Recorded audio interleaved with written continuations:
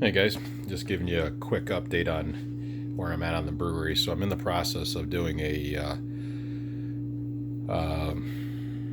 upgrade to a kind of an all-in-one system. So basically what I've gone to is I've got myself a riptide pump. I saw that in the last video. Got the hoses all set up, everything's in. I picked up a top from a restaurant supply sprayer, basically kind of stealing what the claw hammer supply has done. Got myself a basket, which I do a brew in a bag. I put a bag inside that basket, and then I do a recirculation mash right in my kettle. In this system, though, I do not have any control for temperature, so I've been using a probe put down right here. Put the probe in, it hits through the circulation. It's just a simple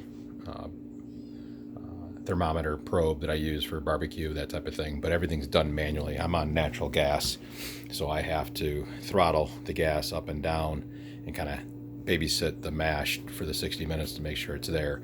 So get the water temp for strike temperature, mash in, and then kind of watch it over the course of time.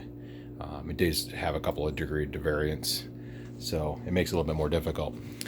From that, as I got looking at it, I was talking to a couple guys on Discord from Brew Tubers, talking to Bradley at Portly Gentleman, and I'll put his link in below.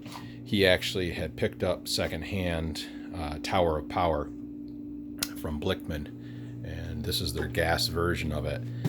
He was going to use it for the stand only, and then decided it didn't quite fit for what he needed. So I ended up buying it off of him. I just got it here this weekend. So this is Father's Day weekend in June. So that's my project for this weekend, is to start putting this together. And basically it's going to replace what the stand is here. It's going to sit right in there. I'm going to slide that over, create a little bit of space, so it's going to sit right in between there. I'm going to use my Riptide pump instead of the March pump that came with it, which is down there, so I'm going to rewire that in. And then that is the mounting bracket, so I'm going to use the Riptide to go with this. So upgrading the system from where it was. But basically the same principle of in and out from the pump, and it's going to come up power tower and then back into the top end of it. So give you some updates as time moves on, and hoping here in the next week or so I can have first brew. Probably do a test with water and just make sure everything's running correctly and get it all where it's supposed to be. So just upgrading it.